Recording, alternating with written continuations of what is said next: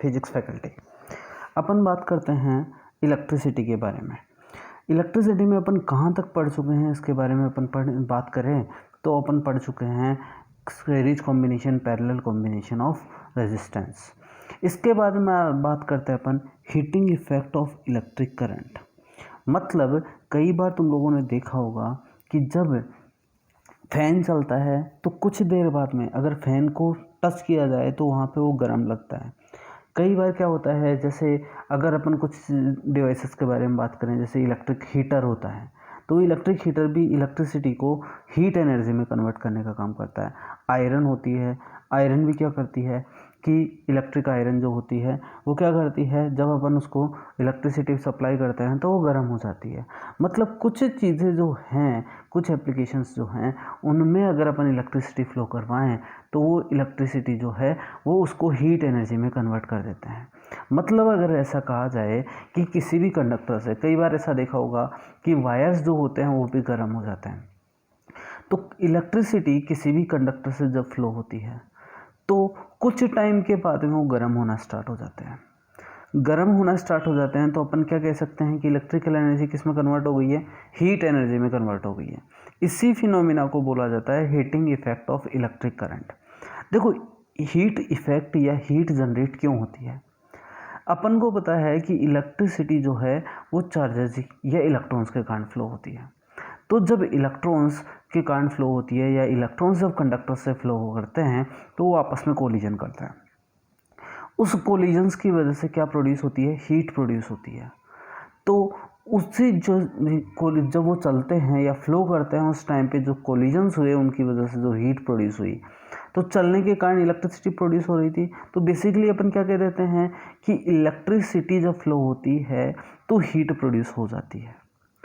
इसीलिए तुम लोगों ने देखा होगा कि कोटिंग की जाती है, वायर्स के ऊपर कोटिंग की जाती है। तो वायर्स के ऊपर कोटिंग करने का भी मतलब यही है कि अगर कोटिंग नहीं करेंगे तो वो वायर जो है वो गर्म हो जाएंगे और किसी के टच होने से उसको हार्म कर सकते हैं।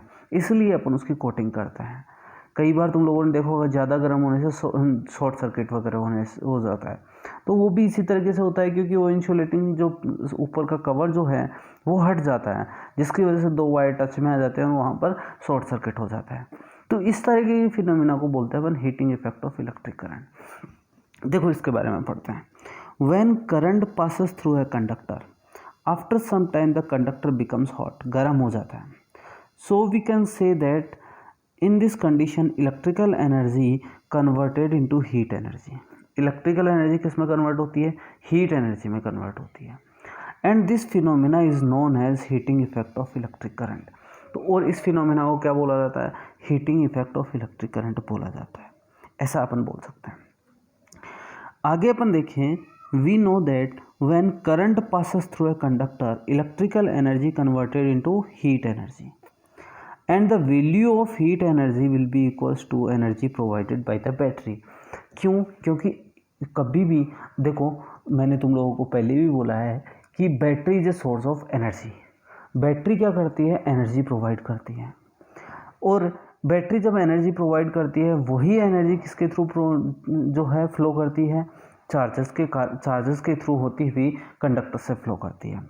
तो अगर अपन बात करें कि बैटरी ने एनर्जी प्रोवाइड की, बैटरी ने जब एनर्जी प्रोवाइड की तो वो जाके कंडक्टर से होते हुए फ्लो करी, उसी के कारण क्या प्रोड्यूस हुई, हीट एनर्जी प्रोड्यूस हुई। तो हीट के पास या कंडक्टर के पास कोई हीट स्टोरेज डिवाइस तो है नहीं, तो वो अपने पास में एनर्जी स्टोर करके रखेगा। वो सारी की सारी जो एनर्जी मिलती है उसको किस में कन्वर्ट कर देता है, हीट एनर्जी में कन्वर्ट कर देता है। अपन इसका मैथमेटिकल फॉर्मूला भी देखेंगे अभी कि मैथमेटिकली किस तरीके से बात की जा सकती है।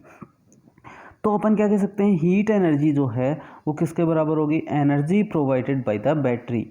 बैटरी जितनी एनर्जी प्रोवाइड करती है इसके बराबर होती है। अब अपन बात करें, when A charge Q comes out from the battery of potential V, then it have an energy of QV। कैसे? अपन जानते हैं V इज इक्वल्स टू होता है W/Q। अपन जानते हैं कि वर्क किसके बराबर होता है, एनर्जी के बराबर। ऐसा अपन 9th क्लास में भी पढ़ के आए हैं कि जितना काम करेंगे उतनी ही एनर्जी का लॉस होता है। या फिर जितना काम किया जाता है वही एनर्जी के बराबर होता है। तो अपन क्या लिख सकते हैं यहाँ पे कि work done will be equals to Q V. तो work done is basically energy, then energy will be equals to Q into V. Energy किसके बराबर होगा? क्यू वी के बराबर। मतलब अगर मुझे पता है किसी पॉइंट का पोटेंशियल जो है वो वी है, उस पर चार्ज क्यू होगा तो उसकी एनर्जी कितनी आ सकती है? क्यू इंटू वी आ सकती है। इस तरीके से अपन बात कर सकते हैं। तो देखो अगर ये बैटरी है, इस डायग्राम के बारे में अपन बात करें तो इसमें जो पॉजिटिव टर्मिनल है वहाँ का पोटेंशियल वी है और नेगेटिव टर्मिनल यहाँ का पोटेंशियल जीरो मान के चलता है। तो इस पोटेंशियल के जस्ट बाहर यहाँ पे अगर कोई चार्ज क्यू आएगा तो उसकी एनर्जी कितनी? Q V. वो वापस इधर से ट्रांसफ़र होके जब वापस यहाँ आया, यहाँ का पोटेंशियल कितना? जीरो। तो यहाँ की एनर्जी कितनी होगी? ज़ीरो।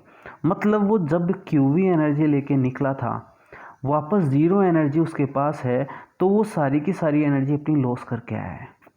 किसके थ्रू लॉस करके आया है? कंडक्टर के थ्रू लॉस करके आया है। किस फॉर्मेट में लॉस करके आया है? हीट एनर्जी की फॉर्मेट में लॉस करके आया है। तो अपन क्या कह सकते हैं कि बैटरी ने कितनी एनर्जी दी? क्यू वी एनर्जी दी। तो वो सारी की सारी किस में कन्वर्ट होगी? हीट एनर्जी में कन्वर्ट हो गई। तो heat will be equals to Q into V. इस तरीके से अपन बात कर सकते हैं कि हीट जो है वो क्यू इंटू वी के बराबर होती है। आगे जाके अपन इसके अलग अलग फॉर्मेट्स बनाने वाले हैं, उनके बारे में अपन डिस्कस करते हैं। इतना समझ में आया होगा होप सो आप लोगों को। देखो आगे जाके अपन देखते हैं। अपन जानते हैं, देखो वही वाली चीज़ जो मैंने ऊपर बोली, V is equals to W by Q होता है। तो V is equals to work done किसके बराबर होता है? Energy upon Q. तो energy will be equals to Q V. तो हीट एनर्जी किसके बराबर हो गया? Energy provided by the battery. तो एनर्जी बैटरी ने एनर्जी कितने प्रोवाइड की? क्यू वी एनर्जी प्रोवाइड की। तो हीट किसके बराबर हो गया? क्यू इंटू वी के बराबर हो गया। अब देखो अपन कुछ चीज़ें अपन जानते हैं जिनके थ्रू अपन के अलग अलग फॉर्मेट बनाने वाला है।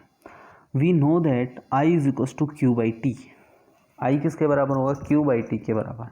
Then Q will be equals to I into T. T is basically time. तो यहाँ पे क्या आ गया? हीट जो है वो किसके बराबर है? I T into V. तो अपन क्या लिख सकते हैं? We I T. वी क्या है? Potential difference across the conductor.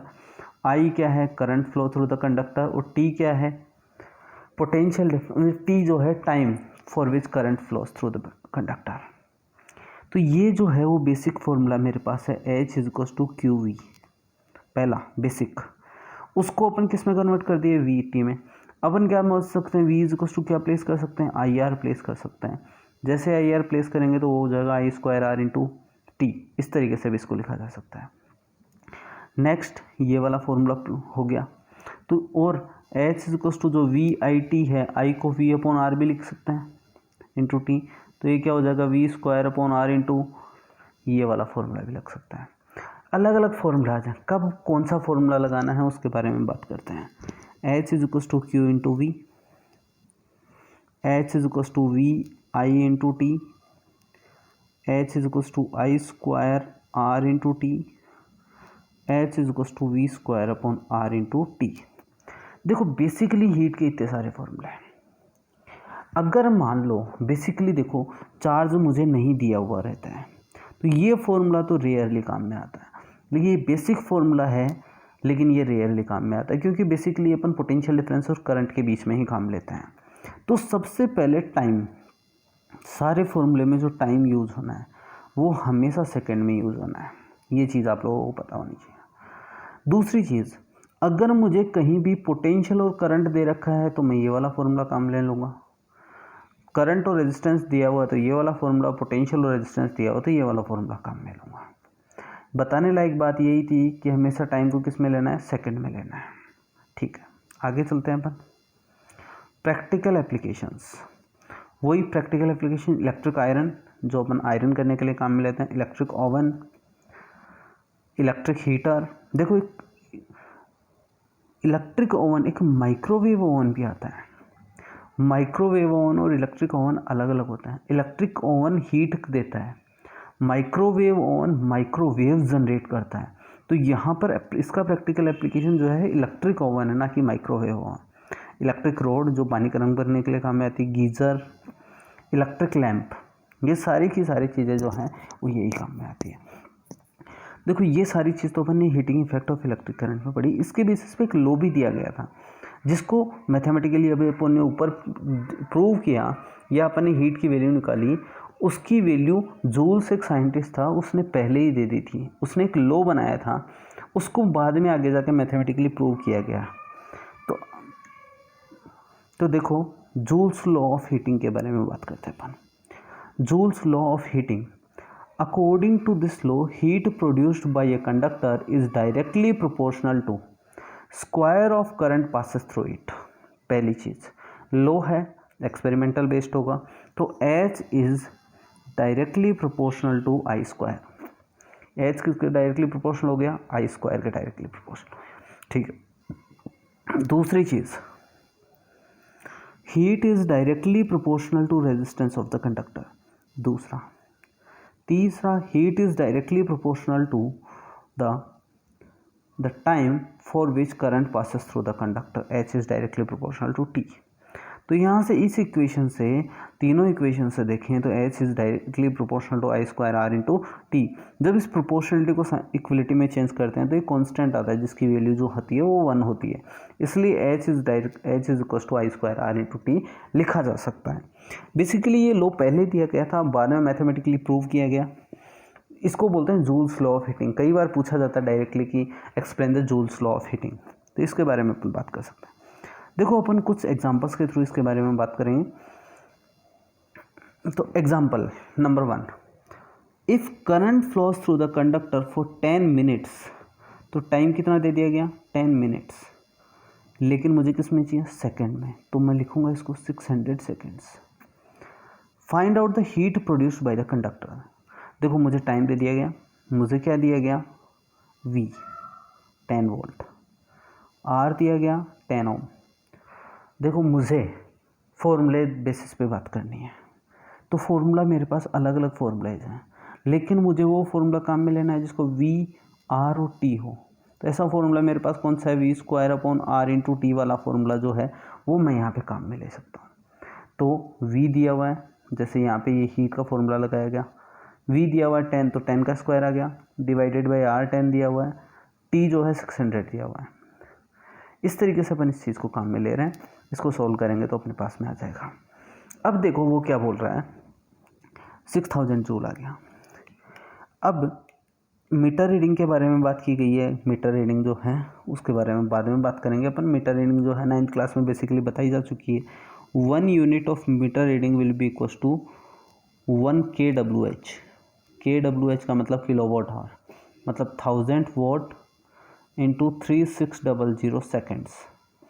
इस तरीके से अपन 1000 वॉट निकाल सकते हैं। आगे जाके अपन बल्ब प्रॉब्लम के बारे में बात करेंगे, वहाँ पर इसके बारे में डिस्कस करेंगे।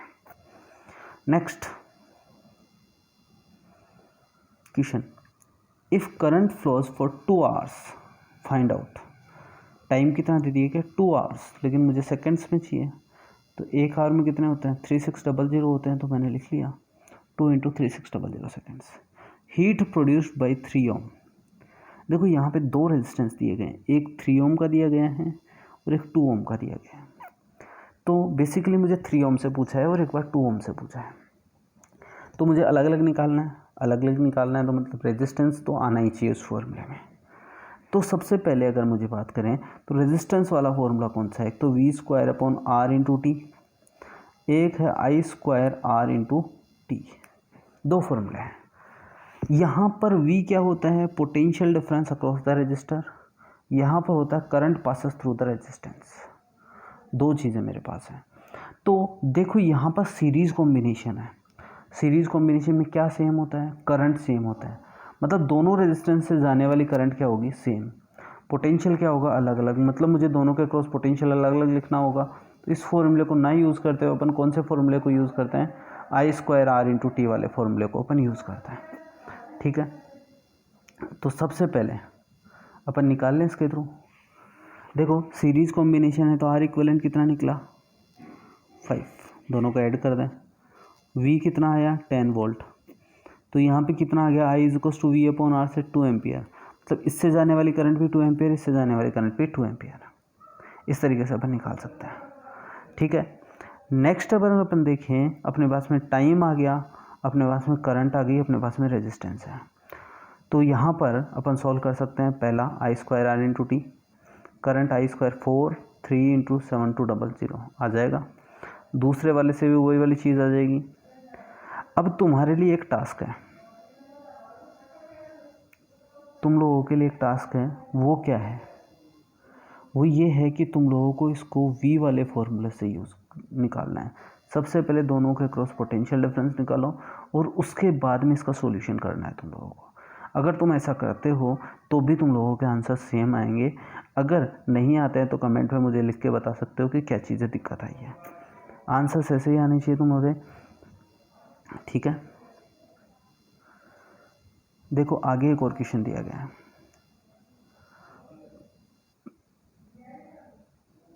पहला ये क्वेश्चन दिया गया है, ये 2 ohm 4 ohm and 6 Om 6 volt की एक बैटरी लगाई गई है। यहाँ पर मुझे बताना है heat produce by 2 ohm 4 ohm and 6 ohm resistance flows for 5 minute. Time मुझे दे दिया गया। तो बेसिकली देखो अब क्या करें, अपन को सबसे पहले हाथ से जाने वाली करंट अपन निकाल लें तो अपना काम हो सकता है। तो देखो क्या करना है अपने को, यहाँ इसका सबसे पहले क्या करना है, इक्विवेलेंट निकालना है। इक्विवेलेंट निकालना है तो देखो यहाँ से अगर करंट फ्लो करवाएं तो इन दोनों से जाने वाली करंट जो है वो सेम होगी। तो ये दोनों किस में आ गए सीरीज़ में, 2 और 4 कितना आ गया 6। तो ये 6 और ये 6 किस में आ गई फिर पैरेलल में, तो ये 3 ओम हो गया। मतलब यहाँ से निकलने वाली करंट जो होगी वो कितनी जाएगी 2 एम्पियर। यहाँ जाने के बाद अगर अपन देखें तो ऊपर भी 6 है और नीचे भी 6 है, तो दोनों हाफ हाफ करंट हो जाएगी। मतलब ऊपर से 1 एम्पियर और नीचे से भी कितनी जाएगी 1 एम्पियर। मतलब current flowing through this register and this register is 1 ohm 1 ampere और from this is also 1 ampere. तो मतलब current flowing through these registers are 1 ohm. तो सबसे जाने वाली करंट अपन को मिल गई, टाइम अपन को पता है, I2 RT लगाएंगे और अपना सोल्यूशन आ जाएगा।